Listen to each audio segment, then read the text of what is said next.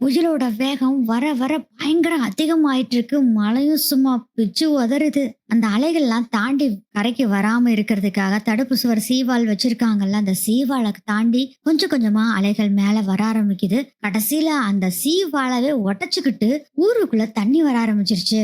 லிசாவும் எப்படியாச்சும் வீட்டுக்கு போயிடலான்னு சொல்லிட்டு அவங்களும் வேகமா தான் வந்துட்டு இருக்காங்க. அவங்களுக்கு ஆப்போசிட்ல ஒரு ட்ரக் வந்து நிக்குது. பாபோட ட்ரக் தான் அது. என்ன லிசா இங்க நின்னுட்டு இருக்க? சரி சரி, ஒண்ணும் பிரச்சனை இல்ல. என்ன சொல்றாருன்னா, நீ திருப்பிட்டுலாம் வண்டிய வர முடியாது. எப்படியாச்சு அந்த மரத்தை தாண்டி நீ அங்க இருந்து கிளம்பிரு. எங்கேயாச்சும் உயரமான இடத்துல போய் இருந்துக்கோ அப்படின்னு சொல்லிட்டு வண்டி எடுத்துட்டு பாபும் போறாரு. லிசாவும் வண்டி எடுத்துட்டு வேகமா போறாங்க.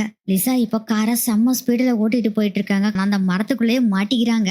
எவ்வளவோ ட்ரை பண்றாங்க. அந்த மரத்துக்குள்ள சிக்கின காரை வெளியே எடுக்கவே முடியல. ஆனா இதெல்லாம் தெரியாத பாபும் வேகமா வண்டி எடுத்துட்டு கிளம்புறாரு. பாப் போயிட்டு இருக்காருல, அவருக்கு ஆப்போசிட்ல தான் அந்த தண்ணி அப்படி கொந்தளிச்சு வந்துகிட்டு இருக்கு. பக்கத்திலேயே பார்த்தா ஒரு பிரிட்ஜ் மாதிரி இருக்கு. இது மேல ஏறிலாம் இன்னும் வேகமா போடா அப்படின்னு எப்படியோ போயிடலான்ட்டு ட்ரை பண்றாரு. ஆனா எப்படியோ அந்த தண்ணி வந்து இவரை ஃபுல்லா அடிச்சுக்கிட்டு போயிருது. வண்டியோட இவரும் போறாரு. இப்போ லிசாவும் அந்த வெள்ளத்துல மாட்டிக்கிட்டாங்க.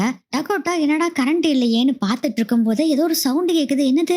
டக்கோட்டா இருக்கிற இடத்துல ஃபுல்லா தண்ணி வந்துருது. அதனால மாடிக்கு ஓடி போயிடுறாங்க. வில்லிவர்சன் வீட்டுல டிவி பார்த்துட்டு இருக்காங்க. பசங்க 3 பேர். ஏதோ ஒரு சவுண்ட் கேக்குது. ஜன்னல்ல போய் பார்க்கும்போது தான் பயங்கரமான ஷாக். தண்ணி அப்படியே பயங்கர வெள்ளமா வந்துகிட்டு இருக்கு.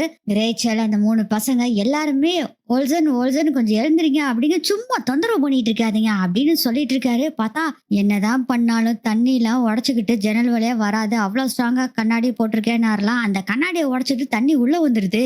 இங்க நான் லிசாவோட காரோ தண்ணியில அடிச்சுக்கிட்டே வருது. அவங்களும் பயந்துகிட்டே இருக்கும்போது கரெக்டா ஒரு மரத்தோட கிளையில வந்து அப்படி சொருகிருது. செம்மையா மாட்டிக்கிட்டாங்க லிசா.